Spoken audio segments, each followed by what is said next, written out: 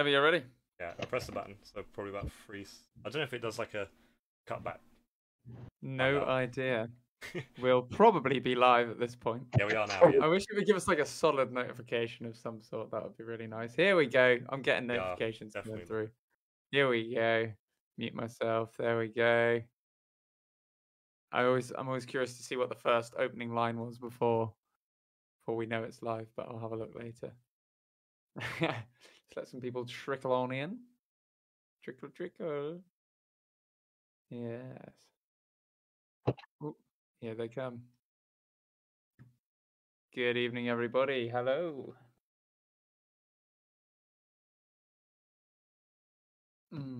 What's that, buddy? Is the host. Yeah, I think that's a good shout. I'll do a quick share on the stories. Because it shares our story, the band's page, like automatically. Automatically, doesn't it? Yeah. Quite nice. That's very cool. Nice feature, Zuckerberg. Thank you, Zuckerberg. Zuckerboy. I can only send it as private messages. Messages. Good evening. Hello. Hope we're all well this evening. We'll be with you in just a moment.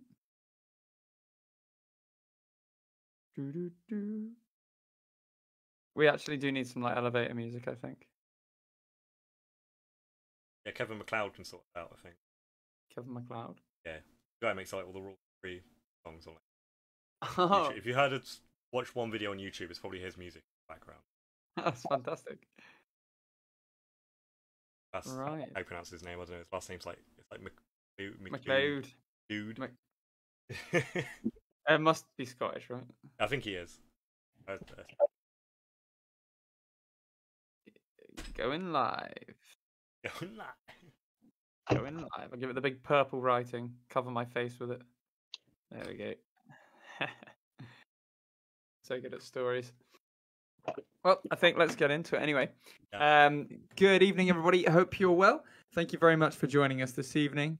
It's a bit earlier for us tonight, so we're glad you could make it to have a watch. Those of you watching in the future, hello to you too, and cheers for checking us out. So we've got a very special guest with us this evening. That is David Chinery from Regeneration. But before that, just give you our updates and some news. This Saturday, in 2 days' time, we are playing over in Wareham at Sandfest Live, the final. So please do try and come on down to that. It's a free entry show, and it's going to be fantastic. There are loads, and I mean loads, of fantastic musicians playing that evening. And actually throughout the whole afternoon from about 1 o'clock. So come on down, check it out, have a few drinks, free entry. So that's one drink covered. And there's there's a lot of great bands on. Last night we had Nori J on, who will be playing on the day also. So if you're into Nori J, please do come along, check him out live. Absolutely fantastic. So without further ado, we've got on tonight David Chinery from Regeneration, also known as Chinners. How are you doing this evening, sir? Yeah, pretty good. Yeah, I've been preparing the final and getting everything ready, picking up some equipment tomorrow. So, yeah, looking forward to it. It's going to be a long day, and I'm always a little bit nervous because obviously I've got to pick winners. I've got to pick 4 winners, and it's always hard because I don't like people losing, but you know, it's the nature of the beast, I suppose. Absolutely, yeah, definitely, and it's going to be a really good show nonetheless. Irrespective of the sort of competitive element, I think the lineup you've managed to put together is absolutely fantastic. People are in for a real treat at the weekend. There's a few acts in there that I'm aware of that we go way back with, actually. So, for example, I went to college with Lee, Rasdal Dove.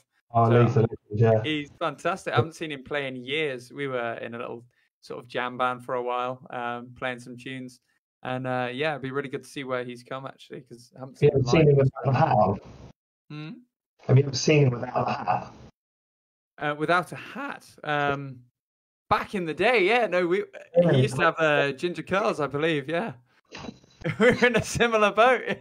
Yeah, excellent. I've known him, I'd say, again, for a fairly long time, and he's an actor I'd like to see a lot more of, but there's been a few instances where some of his big shows I've just missed.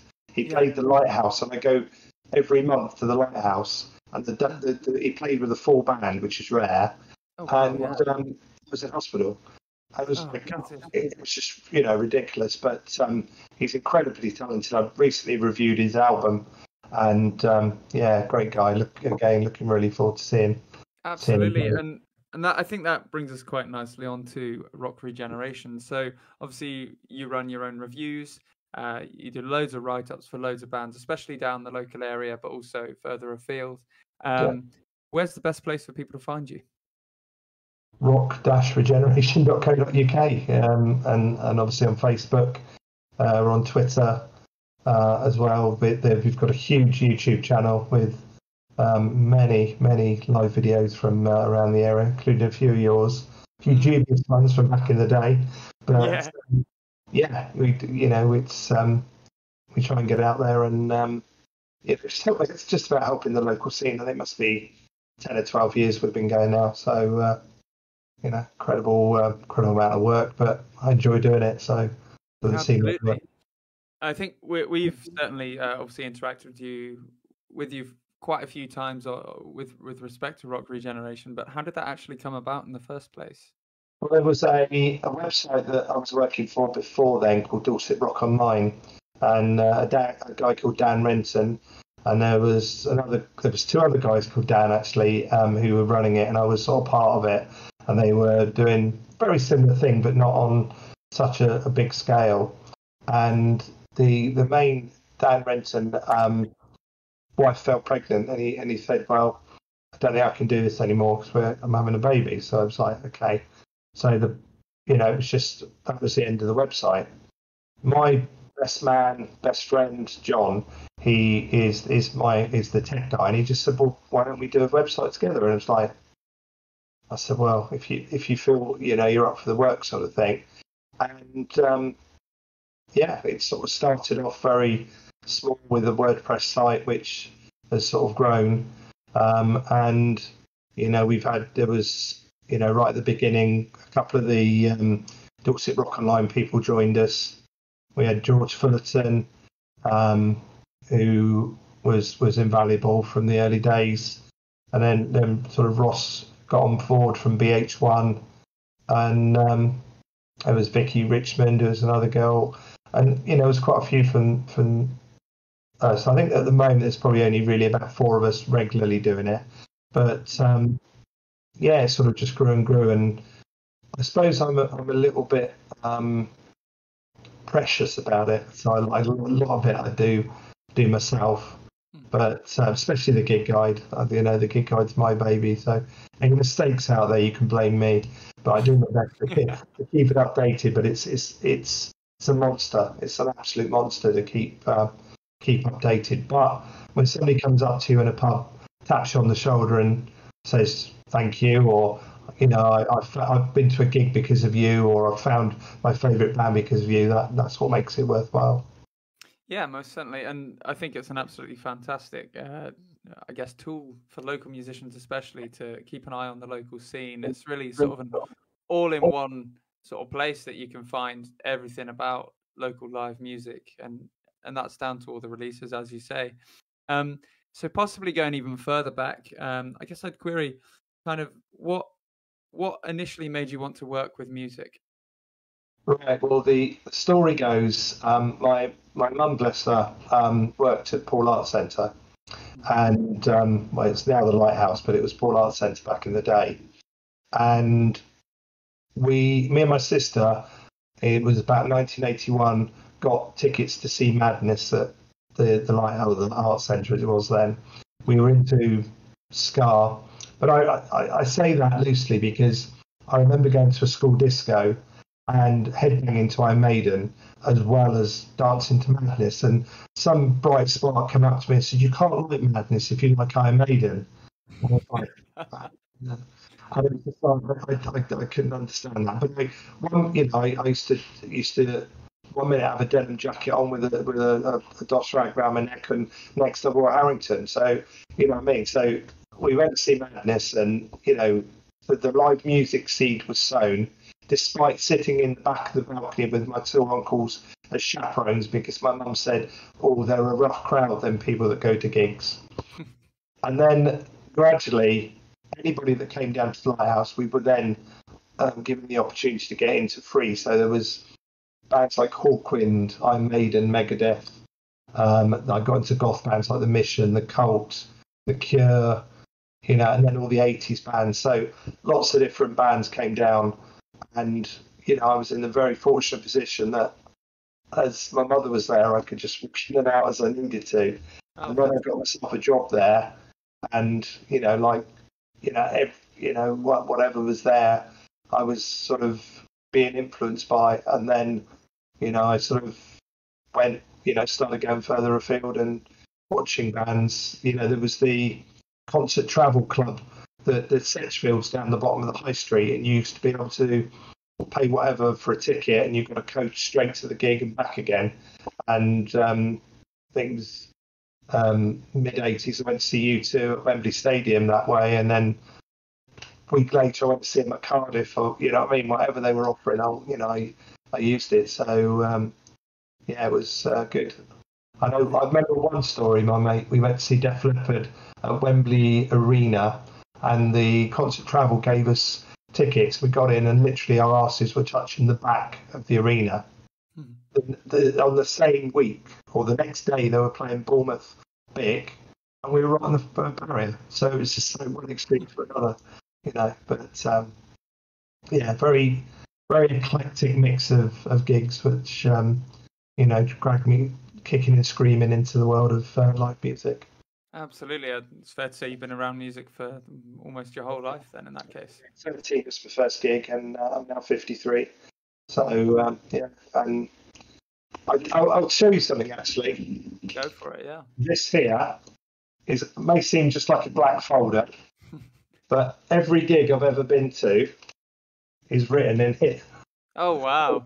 Literally, it will start from Madness, Frankie Goes to Hollywood, Big Country, Magnum, Status Quo, and then you can sort of Bad News, Depeche Mode, The Alarm, and then I start going to festivals, and literally it just goes on and on, sort of through, I don't know, to the 2000s, and then right up, and even the my own gigs I put on, you know, you'll see, where is the most recent?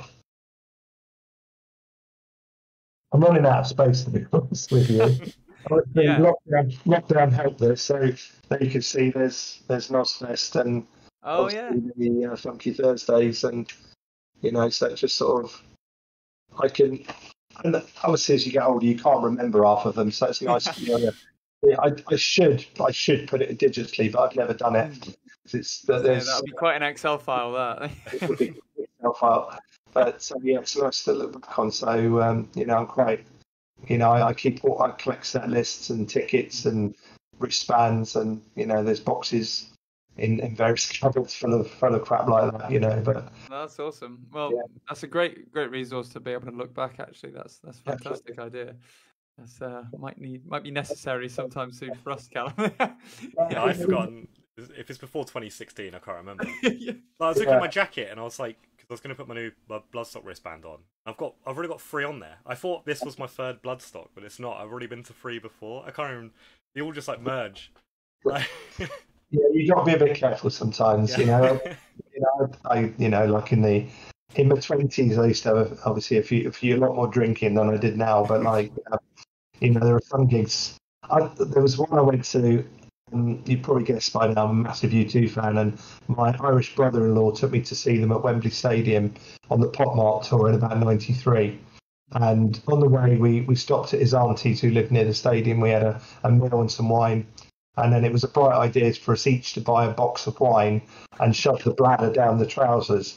So we took it in, and we drank basically the box of wine each.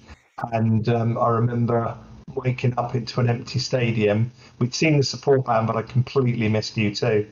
So I was just like, absolutely devastated. But I did have tickets for both nights, so I did see them the night after. But to miss a U2 gig like that, it was devastating. And it's kind of almost an achievement, really. My brother-in-law, really, he always reminds me of it. And he's he's a very good drinker, to be fair, compared to me being Irish. But Niall, never forget that one. Oh, we've had a few experiences with boxes of wine at Download Festival, actually. So I know that feeling, yeah. I know you've got to be. I think it's the festival side is my Achilles heel. If we go to some of the local festivals, they've got Cranbourne Chase, or I'm going to the Barnstomper at Cerne Abbas, and it's literally in a brewery. And that's dangerous. That very dangerous, yeah. So one night I think I'm driving, so we take turns because I don't do camping anymore. No, I can't be doing with that. No, need my bed.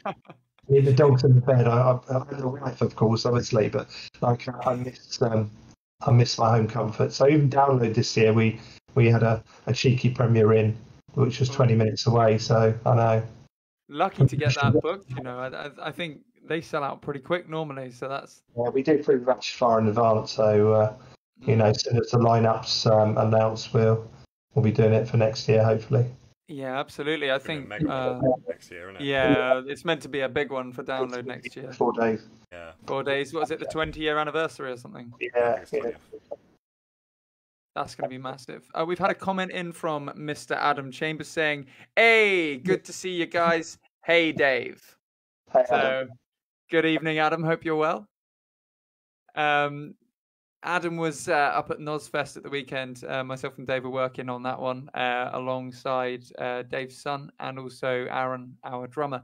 And that was great fun. So last week, if anyone watching remembers, we had Jodie Bowie on the podcast.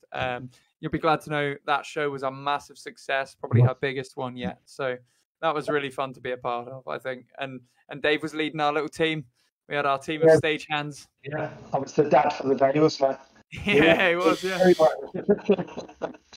It's great, to be fair. It's great having people with musical knowledge on. Aaron was great. The fact that we had a drummer on the team really helped.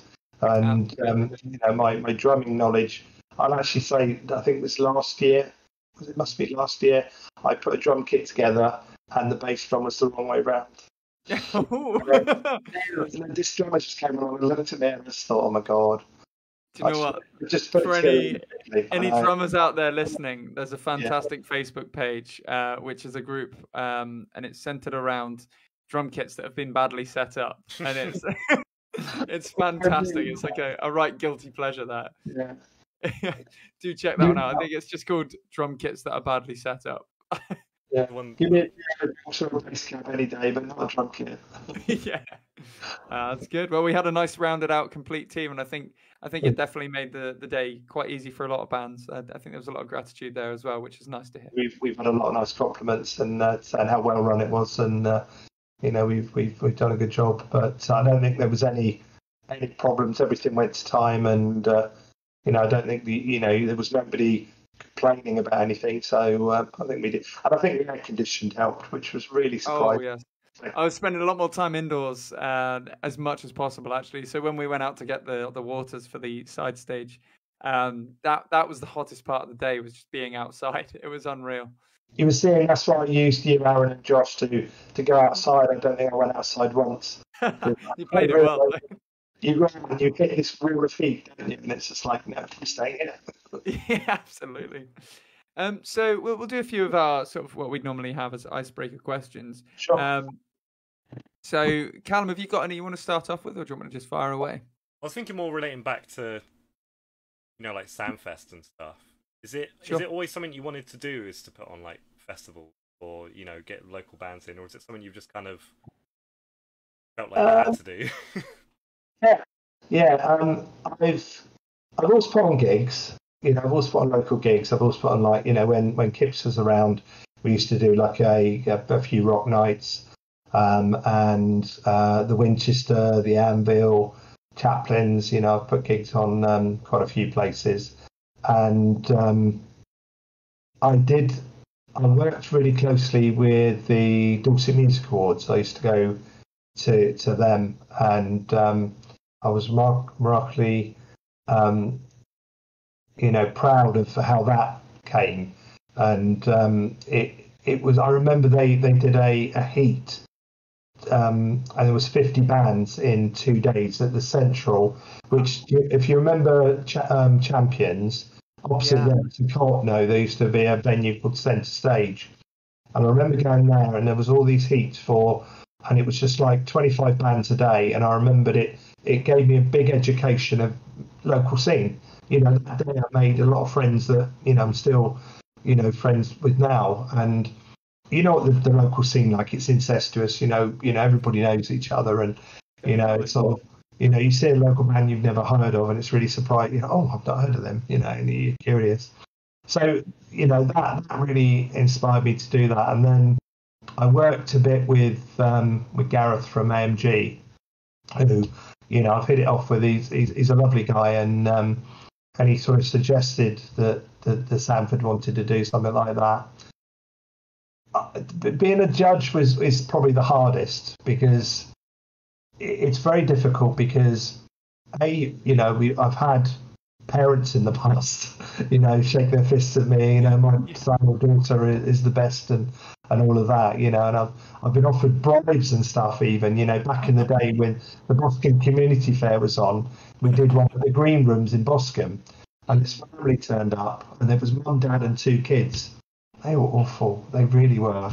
Sorry if you're listening, but you were terrible. And they came up and they gave me a T-shirt and CDs and everything. It was just like, no, I don't want any of this, But they thought that would buy me off. And when they didn't make it through to play at the festival, they were well upset.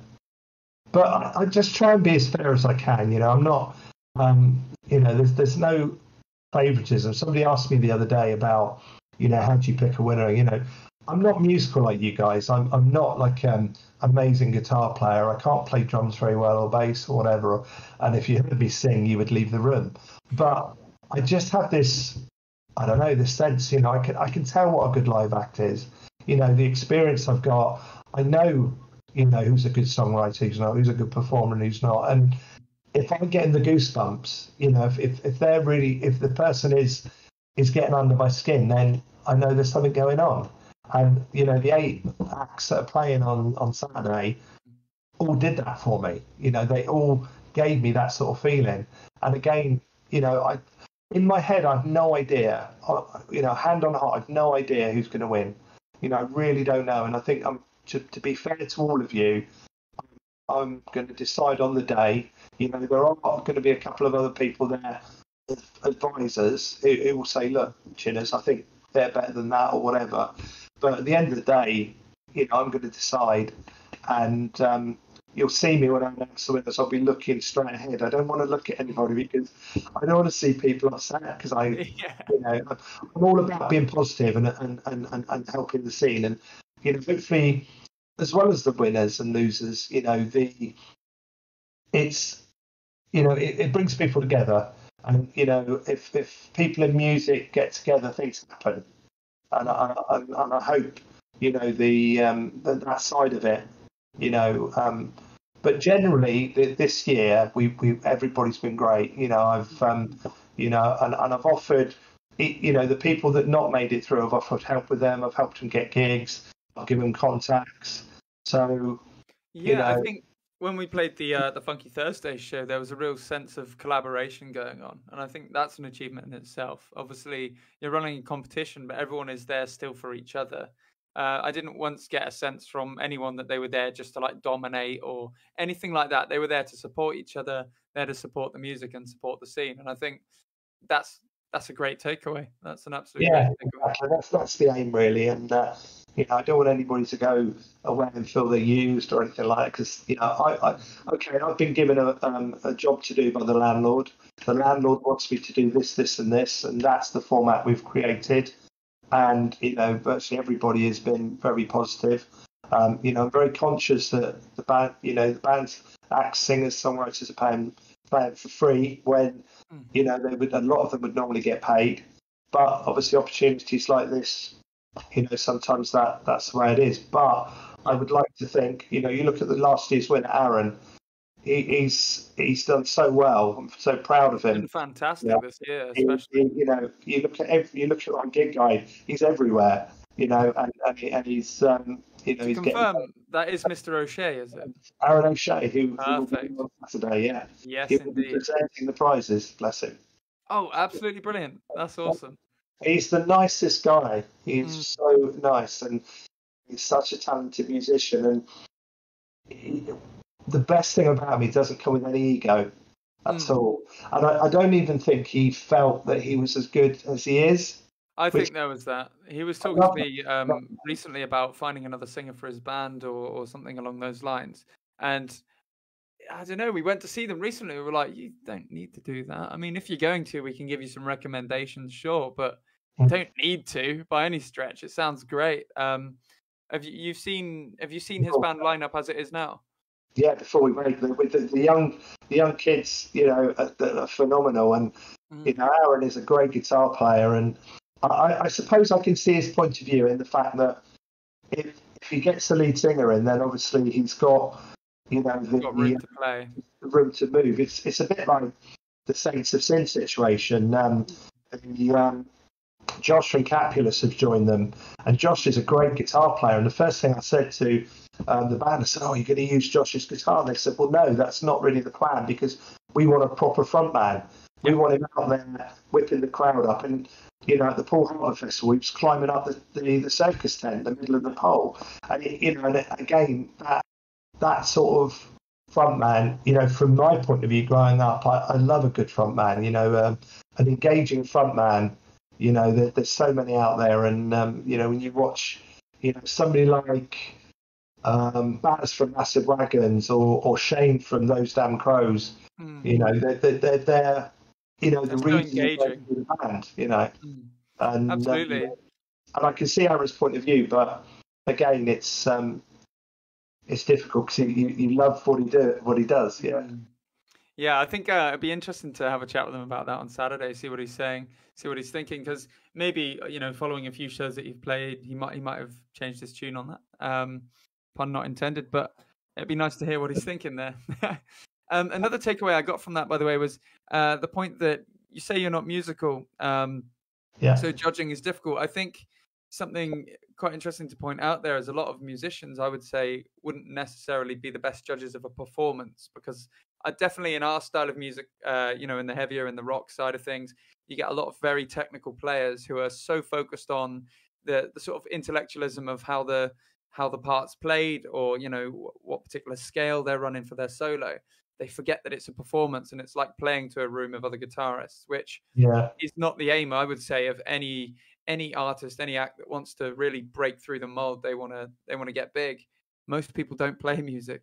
Most people are your watchers, and someone who goes to that many shows and is that used to seeing so many different acts across such a spectrum puts you in a better position to judge, I would suggest. Thank you. No, guitars are, guitars. There's certain things that guitars make me feel, and there are riffs out there that just, I can, for instance, Blackstone Cherry, things my father said. Yes. I lost my father years ago, and that came on shuffle in the car. I'm in bits. I'm in absolute bits because of it. And there are songs, out there that really, fire the emotion. I've got such a fire in my belly when, with certain bands, and it's just, I don't know, it's just how you feel and how music makes you feel. And I feed off that. I have such a difficult working life, let's say. My job is not the easiest job in the world. And my music is, I can't wait to finish work and get out to a gig, because it's just, it's just what I need. It's my, it's my fire. It's my fuel to keep me going.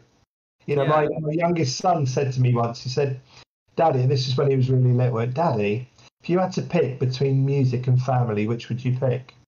I looked him in the eye and I went, "I couldn't choose." And I generally, as you probably know me, I adore my family, my wife, my kids, my dogs. I absolutely worship my family, but I couldn't have my family without my music. Simple as that, Yeah, no, absolutely. I think that's a good thing to share, as well as, people out there who might be looking for something that they've got a void in their life. Music can certainly help fill it. It Oh, certainly can. If you're having a hard time, you're stressed out at work, just go home and just don't scroll on your phone. Sit down and listen to some music and bloody well listen to it. Like listen. with the dogs. I go out for the long walk. We've got 2 vehicles. Yeah. Go out with them. Plug my headphones in. Put on a bit of whatever takes my fancy. I've got a Nosfest compilation on at the moment, which are all the bands from the weekend. Oh, what a weekend as well. And listen to whatever I'm going to be reviewing, and get myself lost in that, and that helps us unwind sort of thing. Absolutely. And yeah, back to that, what a lineup from this weekend. I think there couldn't have been many better lineups from the new wave of classic rock scene than what we had that weekend. No, Hot Damn really impressed me. They never heard. Well, I think I've heard one song on Planet Rock before, and when I saw them wandering in, it's like, Brave being part of the lineup as well, and I was dreading Chinery being sexist. I was really scared that he was going to say. I was waiting for that moment. Yeah. I had a word with him and said, "Look, Si, do not say female fronted or anything like that. They're just another band." And bless him, he did a good job. And they came on and pressed. But Josh didn't want me the tie-dye T-shirt that they were selling. And he gave it to me, and the bass player was stood right behind me. And I said, "Oh, I didn't have to do that." And he said, "But you really liked the set." And I said, "Yeah, they were great." And she said, "Thank you." And she gave me a hug. I was like, Those guys really brought the thunder. I think they were all bands that evening were amazing, but some of them really stood out as like that stage was their home that night. And I feel like the Hot Damn were definitely one of those bands. And also Florence Black, who I've seen a few times, they are destined for big things. They literally a couple of weeks ago they played in a German stadium to like 50,000 people supporting, but they're still very grounded, and they've just got it going on. They've got it going Absolutely. on. Yeah, we had a bit of a chat with them actually, because we're planning to work with the same producer they worked with on their last album, they were so candid and open and really helpful. Gave us a few tips and sort of said, like very positive about the whole experience. So they've actually filled us with a bit of excitement and hope on that one. Just from a few sentences, it makes a real difference, I think. Oh, definitely. I always chat to all of the bands, and obviously introduce myself, and then just sort of I was trying to learn. If I don't know the band, I'll try and learn a little bit about them. So I show an interest in what they do, and it always I remember when we had Massive Wagons and Those Damn Crows on the same bill. And we had Shane, and I've got a picture somewhere of Shane and Baz together, out of the back, and but there was loads of banter going on. And Josh actually, Those Damn Crows, Josh, they wasn't sure what to do on the set list, and they asked Josh to write the set list for them. Oh wow!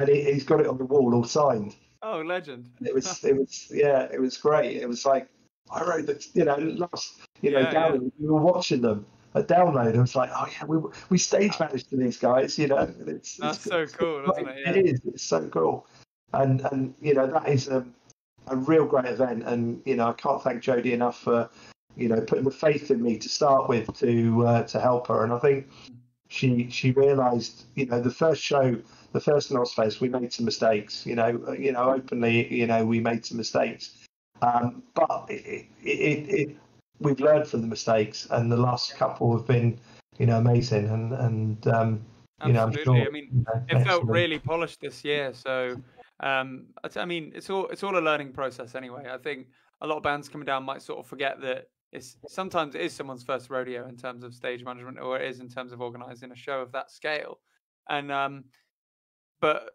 already third one in, and it feels like clockwork at this point. It was so smooth. The acts were just timely, everything was just on point, I think. So I think you just fall into it. It's not it's not easy, to be fair, in that venue. Obviously 10 bands from 12 o'clock to 11 o'clock at night, but the storing of the equipment, that's probably the hardest thing there. But Yeah, there's some practical limitations at the venue in terms of like load in and load out, definitely. yeah, but if we put 3 bands on it, it'd be a breeze, wouldn't it? Yeah. Well, exactly that. I just we obviously we often sort of book our own shows and bring on our own supports and stuff, and that feels easy now compared to Nozfest. That it's just I think obviously after working with you, I think we should maybe get a rock lineup at a venue at some point, and maybe do maybe a Christmas show or something like that. I think yeah, absolutely. I've already got the lineup in my head, to be fair, but like we'll talk about that, and maybe do that at some stage, because that would be That fantastic. would be brilliant.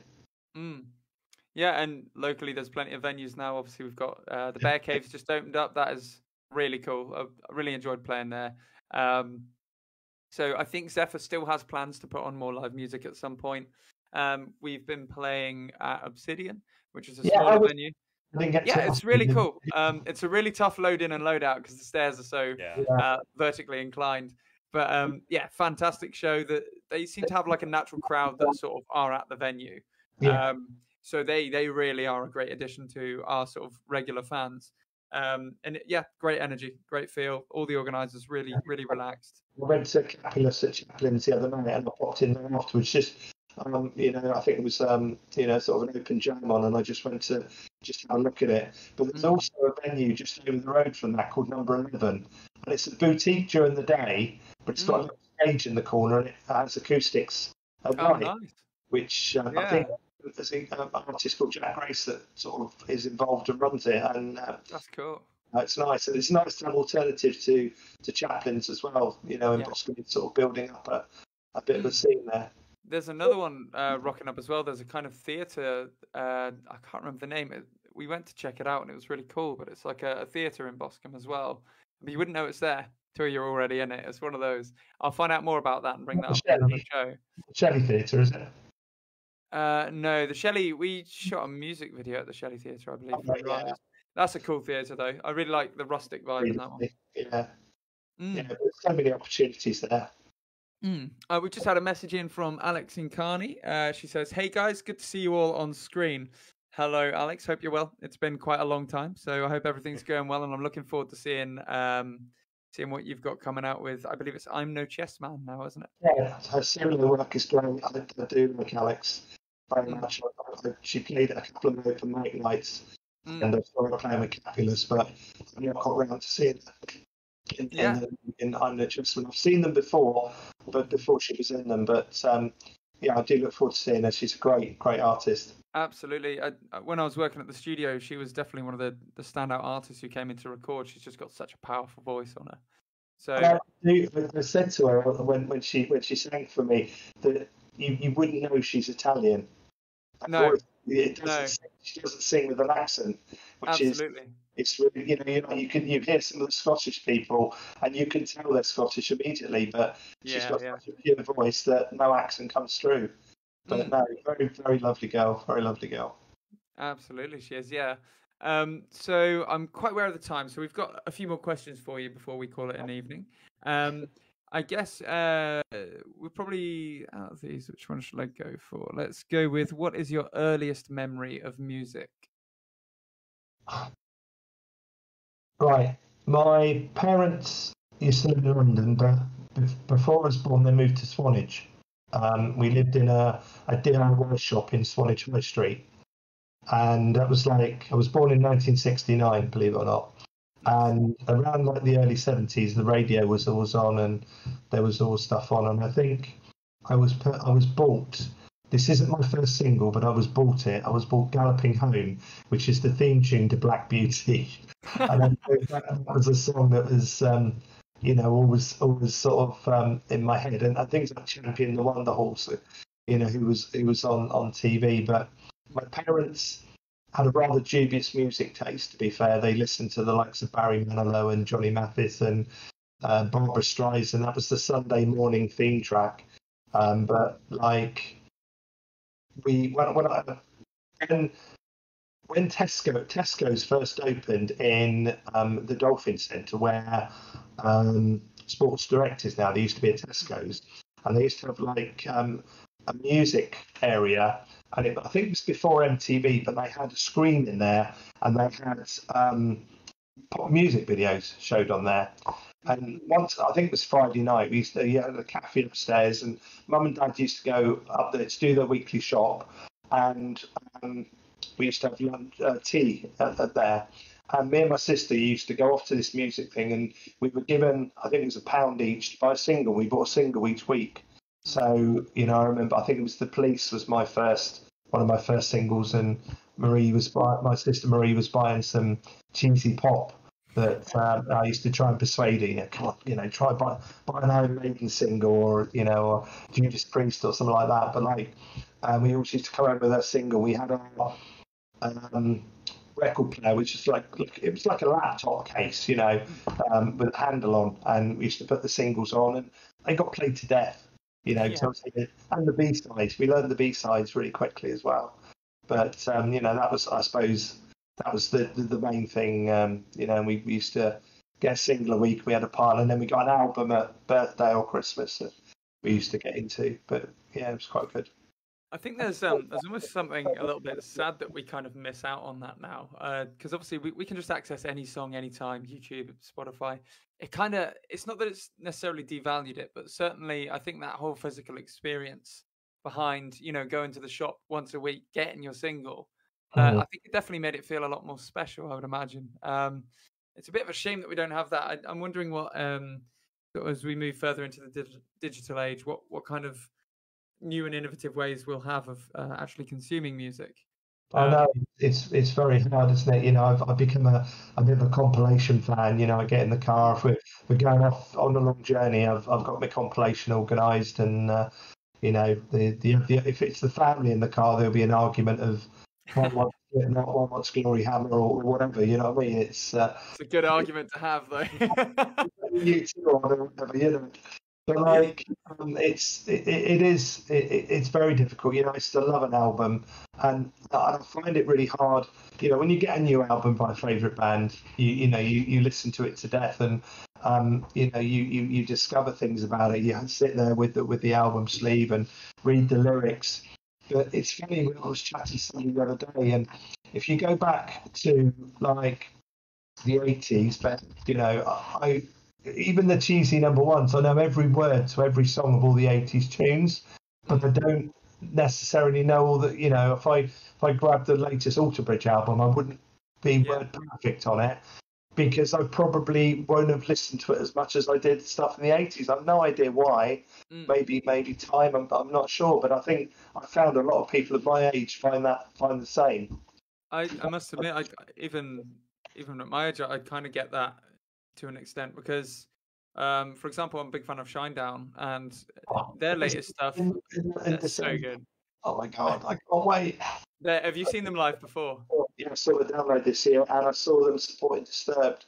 They are fantastic live, aren't they? I think they're a real knockaway band. They really blow people away. But with them, I know a lot of the new songs, but nowhere near as well as I know the earlier stuff.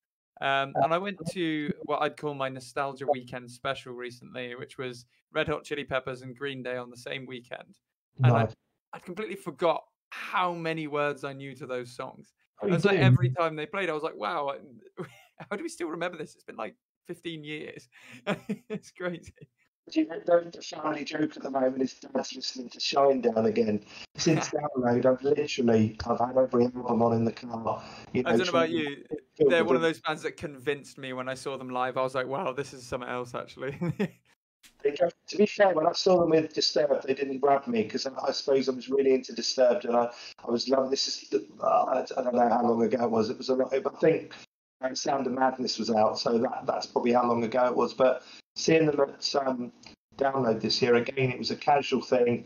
Yeah, I want to see Shinedown, but I'd only heard stuff off the radio. But the band just sort of dragged me in, and it's just like, and now I'm like a little kid going, oh my god, December! Josh just bought me tickets. We're going to go and see them, and I'm so excited, and I might even look at other tour dates. But it's I love when I get into a band, I devour them. To quote Shinedown, I devour. I don't like if a band has got like 20 albums, it would petrify me because you know I want to know everything about them. I want to know all the history, and jumping into a band when they're 10 years old is really hard, isn't it? Yeah. You know what I mean? You know, if somebody said, you know, get into Led Zeppelin or, you know, Iron Maiden, it would be, you know, you'd never heard of them. You imagine it, you know? It's funny you should say that. I've always sort of had brief experiences with the Led Zeppelin, but recently I decided I'm going to properly get into them, and that's been a lot of work actually. There's so much stuff. It is, but you feel some bands, you feel that you should, you know, you really should like them. Absolutely. You know, everybody goes on at me and says, "Oh, you should love Muse." I hate Muse. I don't know why. You know, I've never. You know, Coldplay is another band that I get some. Coldplay, I think, is pretty reasonable to hate. Somebody tried to play a cover at one of my shows, and I went, and he said, "Shall I play Coldplay?" I went, "Don't you dare!" I had a really, really harsh, but I'd say, personally, in my opinion, quite an accurate summation of Coldplay, and it's kind of a celebration of mediocrity. It's like as horrible as you can be about a band, in my opinion. If you like them, they're great, and I think I've seen them once. They supported U2 at Slane Castle, and their first album was great. But I think for me, there was a time when Bono had had a bike accident, and he was injured. Chris Martin and Bruce Springsteen, they did a gig in Times Square, and Chris Martin was to be Bono for you know, and I hated him for that. Bruce Springsteen did a fairly reasonable job, but it stemmed from there. And I run this U2 group on Facebook, and it's like, you know, and they always take the mickey, you know, Chinery and Faith. And somebody said the other day, I think Coldplay played Wembley Stadium at the weekend. I went, right, Chinery's got some free tickets for Coldplay at the weekend. I was like, yeah, right. Pay you to go. See somebody else, you know. But yeah. Oh, absolutely. So, Callum, have you got any last questions before we wrap up, buddy? Can't remember. I don't think so. We're kind of a bit close, aren't we, to half an hour? We're pretty close. I'll give you just one more then from my list. I'd say, and it's going to be a tough one, but what's like a real highlight from your, I guess, musical career so far? Oh dear. The poster here, wherever it is, it was my 50th birthday at, I'll try and move the camera around actually. That is me on a horse. Somebody made that for me. It was Empire Affair, Escape from '98, and Peace, Love and Gloves. They're three bands that I've worked with, and they basically threw a party for me at the Anvil. And Peace, Love and Gloves, I sort of mentored and helped them to win the Dorset Music Awards. Against everybody's judgment, they won it, which was amazing. And Empire Affair, a band, an indie band that have been really good friends of mine. So that was a really good night. You know, The Longest Day, or another band that won the Dorset Music Awards, that was great. I think if getting away from local, I think the biggest, you know, I went to see U2 in Cardiff at the Millennium Stadium, and I went with probably 20 or 30 friends, and it was the Killers were supporting, and it was just the perfect night. It was just, you know, they played everything I wanted them to play. I was a mess of tears because it's just such an emotional roller coaster seeing a band like that. It gets overwhelming, it really does. And they dragged me to places, you know, I think about my wife, my kids, my parents, you know, it just takes me. And I remember, you know, when the gig was over, I phoned my wife, and I was trying to talk to her, and I couldn't talk to her. So one of my friends took the phone and said, "He's in a bit of a state, he'll call you later." And that was it. And it took me a while to get over it because it was such a real emotional charged gig. And, you know, to be fair, this year, I've waited so long to take Josh to see Iron Maiden. And I had this sort of dream of my arms around his shoulders, and we're singing Fear of the Dark together. As soon as that intro to Fear of the Dark started, that was it. I was like, I'm finally here, you know. And Josh had a bit of a sloppy smile on, you know what I mean? And it was lovely, and it's lovely to be able to, you know, to share. You know, Luke, my 14-year-old's gradually getting into other bands as well, but you know, Josh, as you know, is getting into it big time. You've seen his battle jacket, you know what I mean? He's the real deal, and you know, it's lovely to be able to share it with them and to be young and healthy enough to do it as well. So it's great. Absolutely, yeah.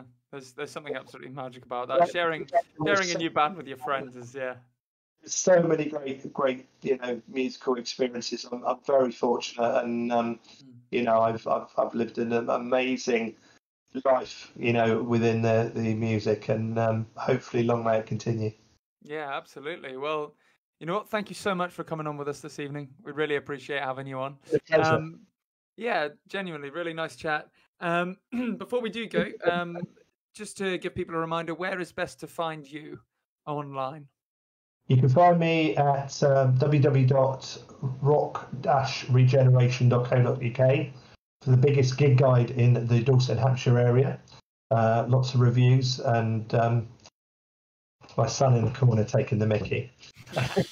And also on Facebook, if you look at Rock Regeneration on Facebook, and also on YouTube, where you will find millions of local videos that are worth checking out of some great bands, including Regional One. Well, thank you very much. If you guys want to meet the man himself, he'll be down judging this weekend at Sandfest, and that is in Wareham on Saturday from 1 p.m. at the Sanford pub. So please do try and make it down to that. It's going to be a fantastic show. As we said before, this is a free entry show, so you're in for a proper real treat here. I can't remember how many bands, how many artists. It's 8. Eight.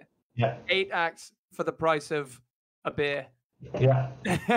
Right. So, yeah, we'll see you all there. Have a great next few days, and hopefully we'll see you all at the weekend. Indeed. Take care. All right. Thank you for tuning in. Bye bye.